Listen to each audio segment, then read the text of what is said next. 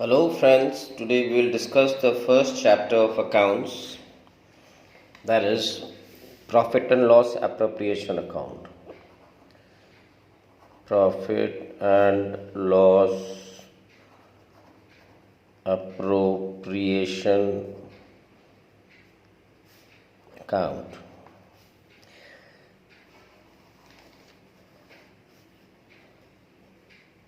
Class 11 में आप लोगों ने किया था फाइनल अकाउंट्स और that was maintained by a sole proprietor. तो जहाँ पे एक पार्टनर होता है वहाँ पे हमें प्रॉफिट्स को डिस्ट्रीब्यूट करने की ज़रूरत नहीं पड़ती। But here we are discussing partnership. Now what is a partnership? Partnership is a business that is run by at least two people, और जहाँ एक से अधिक लोग होते हैं वहाँ पे you need to distribute the profit amongst all the partners। तो इसी डिस्ट्रीब्यूशन को हम लोग कहते हैं appropriation.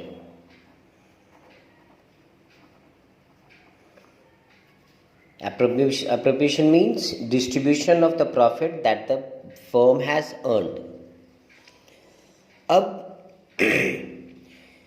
distribution of profits is the main bone of contention। That means जितने भी इश्यूज होते हैं, जितने भी मुटाव होते हैं बिजनेस में, वो सब इसी प्रॉफिट्स के डिस्ट्रीब्यूशन को लेके होता है। तो पार्टनर्स क्या करते हैं कि वो बैठ के पहले ही डिसाइड कर लेते हैं कि उन्हें प्रॉफिट्स को किस तरीके से बांटना है। ठीक है। So that agreement amongst the partners is known as partnership deed. ठीक है। तो पार्टनरशिप डीड क्या होता है? That is an agreement. It is an agreement amongst partners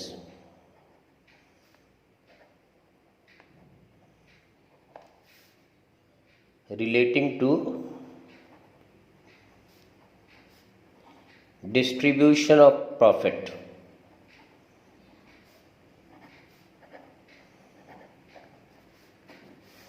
profits को कैसे बांटना है, ये जिस डॉक्यूमेंट में लिखा हुआ होता है, कंटेन्ड होता है, that is known as partnership deed. This partnership deed and this is the governing document in a partnership relating to जो प्रॉफिट्स के विभाजन का जो मेन डॉक्यूमेंट होता है, जो गाइड होता है, वो होता है पार्टनरशिप डीड। तो पार्टनरशिप डीड में जनरली क्या होता है कि फर्म के बारे में होता है, फर्म के बारे में डिटेलिंग्स होता है, फर्म का नाम क्या है, फर्म का एड्रेस क्या है, फर्म का ऑब्जेक्टिव क्या है, फर्म क्या क्या बिजनेस कंटिन्यू करेगी, और इसके अलावा जो पार्टनर्स होते हैं उनका सारा डिटेल्स होता है पार्टनरशिप डीड में। ठीक है। And there are some dos and don'ts relating to a partnership deed pertaining to appropriation, कि हमें क्या करना है क्या नहीं करना है। तो सबसे पहला जो कंटेंट होता है relating to distribution of profit is number 1, interest on capital. ठीक है। जितने भी पार्टनर्स हैं जो बिजनेस पे पैसे इन्वेस्ट किए हैं, ठीक है, all the partners they expect a certain rate of interest. तो ये सबसे पहला आइटम होता है। दूसरा क्या है? कुछ पार्टनर्स होते हैं वो पैसा इन्वेस्ट करते हैं, कम हो या ज़्यादा हो, मगर they devote more time as compare to other partners. बाकी पार्टनर्स की तुलना में उनका टाइम डिवोशन बिजनेस में ज़्यादा होता है। तो उनकी क्या इच्छा होती है कि उनको सैलरी मिले। So the next expectation is salary, number 3 क्या होता है, कुछ पार्टनर ऐसे होते हैं जो कि उनका सेल जो बिजनेस में जो प्रोड्यूस होता है, ट्रेडिंग करते हैं, उसको सेल कराने का जिम्मा उनके हाथों में होता है. So the person who is in charge of sales, he expects a commission. Okay. Fourth one is, there are instances, मैंने बहुत बार ऐसा होता है कि जो बिजनेस है उसको किसी पार्टनर के प्रॉपर्टी में किया जा रहा है. पार्टनर जो है अपना प्रॉपर्टी है, बिल्डिंग है, वो बिजनेस को चलाने के लिए दे रखा है. तो अगर ऐसा है तो वो पार्टनर जिसने बिजनेस के लिए जगह दिया है, शॉप दिया है, so he will be expecting a rent. Okay, then there are also instances where the business requires additional funds. Business को कुछ ज़्यादा पैसे की ज़रूरत होती है, एक्स्ट्रा पैसे की ज़रूरत होती है apart from the capital. In that case what happens, in that case the firm may ask some of the partners to give a loan apart from the capital. Means जो उन्होंने कैपिटल इन्वेस्ट करके रखा हुआ है उसके अलावा business partner से ही loan ले सकता है. तो लोन अगर कोई पार्टनर दे रहा है बिजनेस को, तो he expects a interest on loan by partner. Rather ये जो है ना, ये कंपल्शन होता है. ये बोला रहे नहीं बोला रहे, ये बिजनेस को देना ही पड़ता है. किसको? जिसने लोन दिया है. ओके. ये इंटरेस्ट ऑन कैपिटल है, अगर डीड में नहीं बोला तो नहीं देने का है. सैलरी के बारे में कुछ नहीं बताया तो this is not payable. Commission is not payable. Rent is also payable. So these two are mandatory, compulsion, देना ही पड़ेगा इसको. ठीक है. सिक्स्थ है, जिस तरीके से आप बिजनेस को कैपिटल दे रहे हो तो you are charging a rate of interest. Okay. उसी तरीके से बहुत बार ऐसा होता है कि बिजनेस जो है वो पार्टनर्स को ये परमिशन देता है कि वो अपने निजी खर्चों के लिए बिजनेस से पैसा निकाल सके. तो उसको क्या कहा जाता है? Drawings. So if a partner drawers the money from the business for the purpose of his personal use, अपने निजी खर्चों के लिए अगर आप बिजनेस से पैसे निकाल रहे हो तो बिजनेस आपसे एक इंटरेस्ट चार्ज करता है, and that is called interest on drawings. ठीक है. सेवेंथ है, जनरली हम लोगों में ये एक हैबिट होती है कि जो भी पैसा हम अर्न करते हैं, कुछ पैसा हम अपने अनफोर्सिन कंटिजेंसीज के लिए ट्रांसफ़र कर देते हैं. तो उससे कहा जाता है एक रिज़र्व क्रिएट करते हैं. तो बिज़नेस में अगर मान लो सारे पार्टनर्स ने एग्री किया कि भाई हमें एक निर्धारित राशि जो है वो रिज़र्व में देना है, संचय करना है, तो that will be called general reserve. ठीक है. तो जनरली ये जो पॉइंट्स हैं, इनके आधार पे हम लोग प्रॉफिट्स को डिस्ट्रीब्यूट करते हैं. और ये सब देने के बाद जो पैसा बच जाता है उसे हम कहते हैं डिविजिबल प्रॉफिट या share of profit.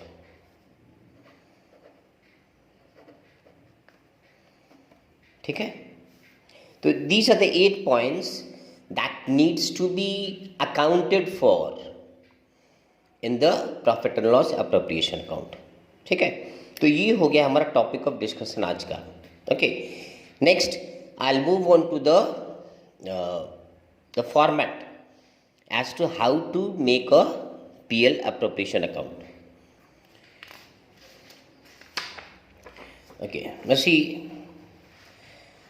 this is the format of a PL appropriation account. First of all, हम लोग लिखते हैं इन द बुक्स ऑफ, जिस भी पार्टनरशिप का हम लोग को नाम दिया हुआ है वो पहले हेडिंग लिखेंगे इन द बुक्स ऑफ. और उसके बाद बनाएंगे profit and loss appropriation account for the year ended and whatever is the closing date given to you, वो आप लिखोगे यहाँ पे particulars amount, okay, and this one is the partners capital account. ये हम लोग पहले मेंटेन कर रहे हैं फ्लक्चुएटिंग मेथड में, ठीक है. So we'll come to this later on.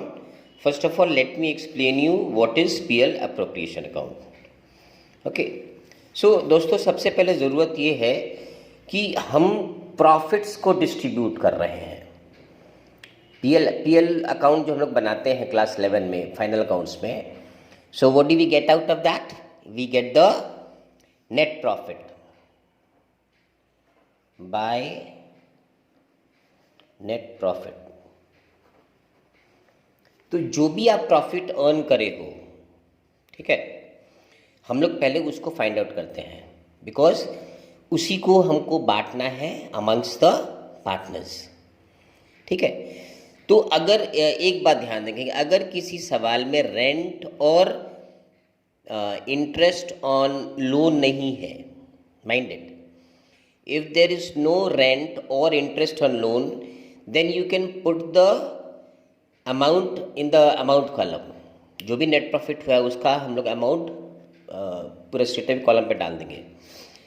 मगर अगर सवाल में रेंट है और इंटरेस्ट ऑन लोन है, then we have to write the amount of the profit inside, और उससे हम लोग माइनस करेंगे लेस रेंट टू पार्टनर.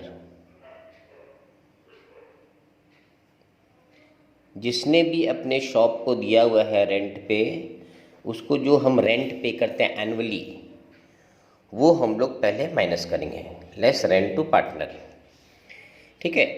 और अगर किसी बंदे ने लोन दिया हुआ है तो बिजनेस को उसे इंटरेस्ट देना पड़ेगा, इंटरेस्ट ऑन लोन, तो वो भी अपने माइनस करते हैं, लेस इंटरेस्ट ऑन लोन, ठीक है. ये दोनों चीज़ें माइनस करने के बाद जो रिजल्टिंग फिगर आएगा उसको हमने बाहर निकाल देना है. Had these two things would not have been mentioned, तो जो भी प्रॉफिट था वो सीधा हम बाहर निकाल देते हैं. अल्टीमेटली यहाँ भी वही कर रहे हैं, मगर क्या कर रहे हैं हम लोग? रेंट को और लोन, इंटरेस्ट लोन को माइनस करने के बाद जो अब नेट फिगर आ रहा है वो दिखा रहे हैं, ठीक है. तो ये करने के बाद सबसे पहले हम लोग डीड में देखेंगे कि इंटरेस्ट ऑन कैपिटल दिया हुआ है कि नहीं. Okay, so if there is interest on capital then we write in the debit side to interest on capital. मान लीजिए 3 पार्टनर हैं आपके पास, है एक्स है, वाई है और जेड है, ठीक है. तो एक्स ने जो कैपिटल दिया है उस पर जो भी रेट ऑफ इंटरेस्ट अग्री किया पार्टनर ने वो वर्कआउट कर लेंगे, वाई ने किया है वो वर्कआउट कर लेंगे, जेड ने किया है वो वर्कआउट कर लेंगे. मान लो एक्स ने लगाया है 3 लाख रुपए और रेट ऑफ इंटरेस्ट डिसाइड हुआ है 6%, तो 6 लाख का 6% कितना हो गया? 18,000 आप उठाएंगे. मान लो वाई ने 2 लाख रुपए इन्वेस्ट किए हैं तो उसका 12,000 बनता है, जेड ने 1 लाख रुपए इन्वेस्ट किया है तो उसका 6,000 बनता है. So whatever is the total interest that needs to be written down here, और फिर उसको हम लोग बाहर निकाल देंगे. नेक्स्ट आइटम जो हमने बताया था क्या था? To salary. अगर किसी पार्टनर्स को हमें सैलरी देना है, मान लो वाई को मिलने वाला है सैलरी, ठीक है, तो वाई को सैलरी यहाँ दे देंगे. और 2 पार्टनर का है तो मान लीजिए वाई और जेड को दे रहे हैं तो वाई का अंदर लिख देंगे, जेड का अंदर लिख देंगे, जोड़ के फिर उसको बाहर निकाल देंगे. ओके, मान लो एक्स को कमीशन मिलता है तो एक्स का कमीशन यहाँ पे हम लोग डाल देंगे. Okay, this was paid to X. Okay, next is say some amount of the profit is to be transfer to general reserve, तो यहाँ दे देंगे टू जनरल रिजर्व.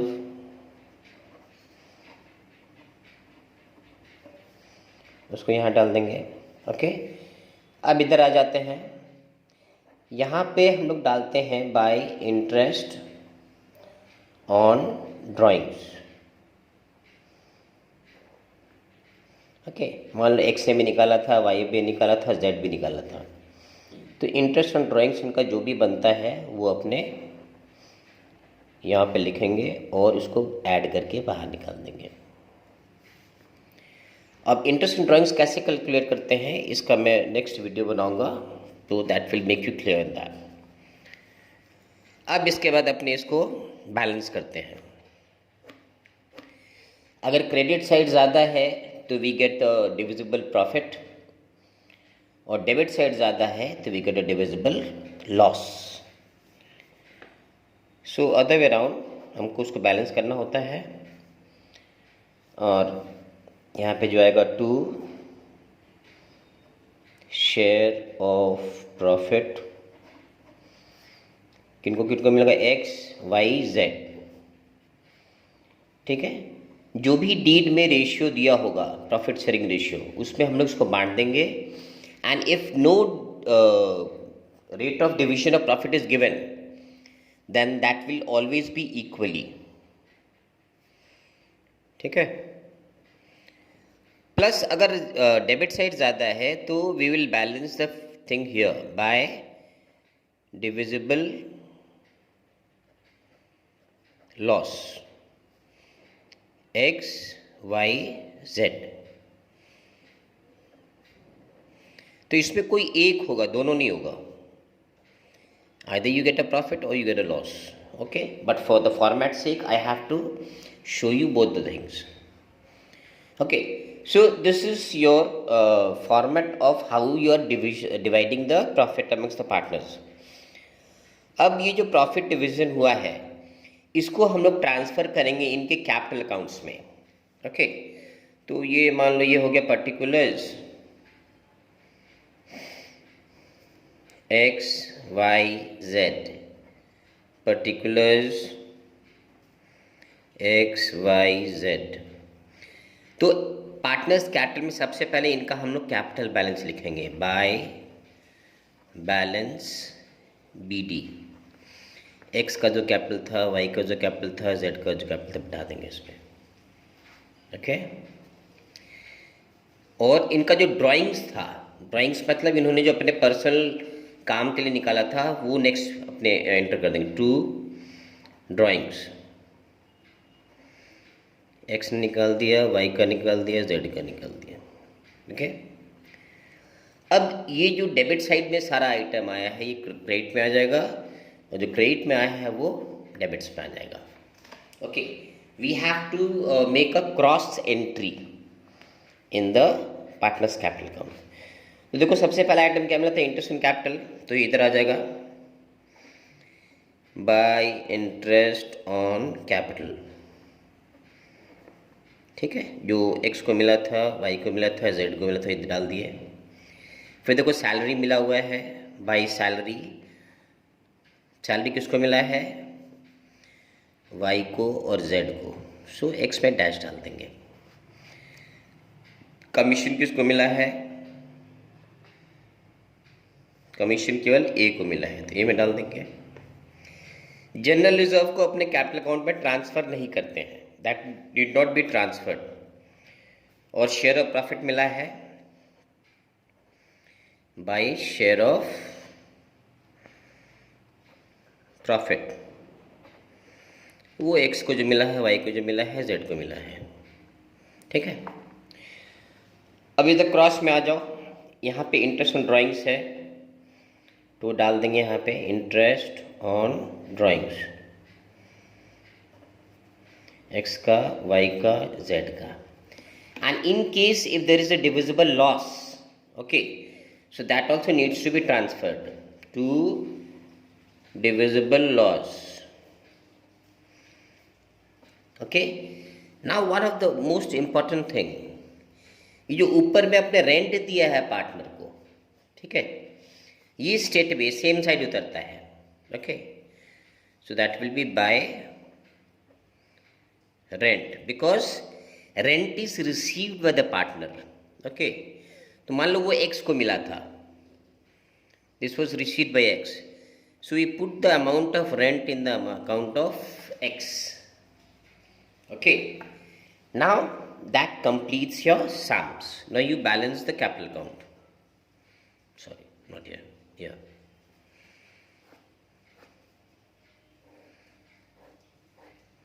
इसको ऐड करेंगे,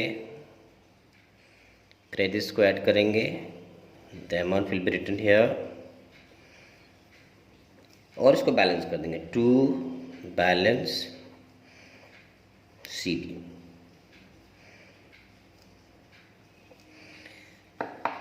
अब इसको हम लोग फ्लक्चुएटिंग मेथड क्यों कहते हैं? इसलिए कहते हैं कि मान लो उनका ओपनिंग बैलेंस था 3 लाख, 2 लाख, 1 लाख। पूरे साल के दौरान ये अप्रोप्रिएशन हुआ, ये प्रॉफिट्स इनको मिले हैं, तो जाहिर सी बात है 3 लाख वो बढ़ जाएगा।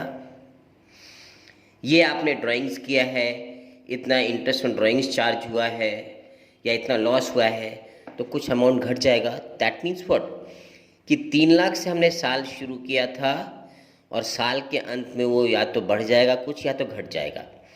तो x because the amount is fluctuating, amount of capital is fluctuating, that's the reason why it is called fluctuating method, capital under fluctuating method। और अगर कुछ नहीं बोला रहे तो हम लोग जनरली फ्लक्चुएटिंग मेथड पर ही कैपिटल अकाउंट को बनाते हैं। Now the next question comes is what if अगर हमें कहे कि आपको फिक्स्ड कैपिटल मेथड बनाना है, तो वो और भी सिंपल है। फिक्स्ड कैपिटल में क्या है कि ये इसका फॉर्मेट है, यहाँ पे हमें 2 अकाउंट बनाना पड़ता है, एक कैपिटल अकाउंट और एक करंट अकाउंट। तो कैपिटल अकाउंट में क्या है कि जो भी आपका इनिशियल कैपिटल था, शुरू में कैपिटल था, वो ये एक्स का है, ये वाई का है, जेड का है, एक्स वाई जेड। तो उनका जो हम लोग बैलेंस है वो लिख देंगे बाय बैलेंस BD, एक्स का एक्स में, वाई का वाई में, जेड का जेड में। ओके। और अगर कुछ फर्दर एडिशनल कैपिटल को इंट्रोड्यूस कर रहे हैं तो वो डाल सकते हैं हम लोग इसमें, by cash X Y Z. अब इसको बैलेंस कर देंगे। इसमें कोई भी अमाउंट ट्रांसफर नहीं होगा। You will not transfer any of the appropriations above, okay? और इसको हम लोग कर देंगे टू बैलेंस CD, ठीक है। अब जो इसके पहले वाले मेथड में हमने वो ट्रांसफ़र किया था, interest on capital, interest on drawing, वो सारी पोस्टिंग्स इसमें आएंगी, okay. But they may give you a current account balance। तो अगर क्रेडिट है तो क्रेडिट में आ जाएगा बाय बैलेंस BD। मान लो एक्स का और जेड का क्रेडिट है और वाई का डेबिट है, टू बैलेंस BD। तो जिसका डेबिट में है डेबिट साइड में बैठाएंगे, जिसका क्रेडिट में क्रेडिट साइड में बैठाएंगे। अब जो एप्रोप्रिएशन हुआ था वो सब बैठा देंगे यहाँ पे। जैसे हमको पहले क्या मिला था, bye interest on capital, x का एक्स में, वाई का वाई में, जेड का जेड में, ओके। फिर मान लो सैलरी मिला था, वो मिला था वाई और जेड को, तो वाई में और जेड में सैलरी बिठा देंगे। फिर कमीशन मिला था, वो केवल एक्स में डाल देंगे, ओके। अच्छा, फिर हमने डिविजिबल प्रॉफिट ट्रांसफ़र किया था, वो तीनों में डाल देंगे। यहाँ पे आ जाओ, यहाँ पे ड्राइंग्स किया था हमने,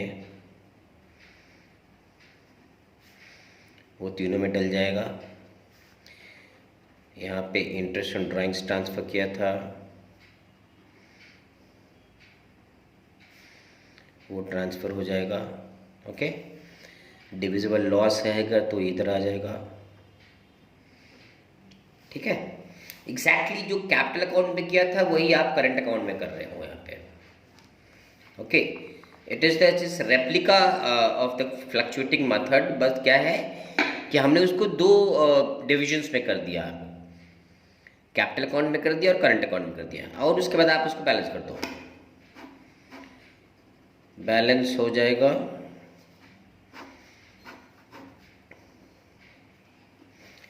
तो हो जाएगा टू बैलेंस CD। ठीक है। So this is an overview of the format of PL appropriation account. Okay, and just see to this.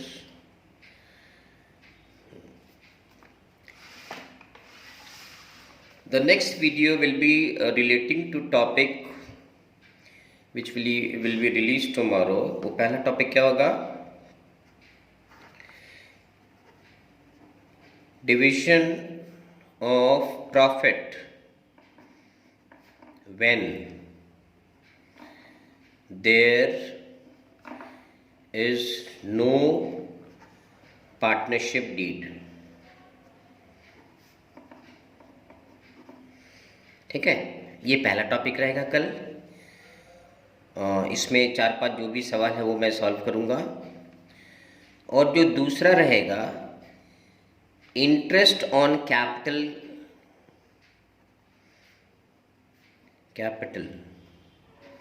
ये कैसे चार्ज करते हैं। ठीक है, what are the rules relating to interest on capital, ये अपने कल डिस्कस करेंगे, इंटरेस्ट ऑन कैपिटल।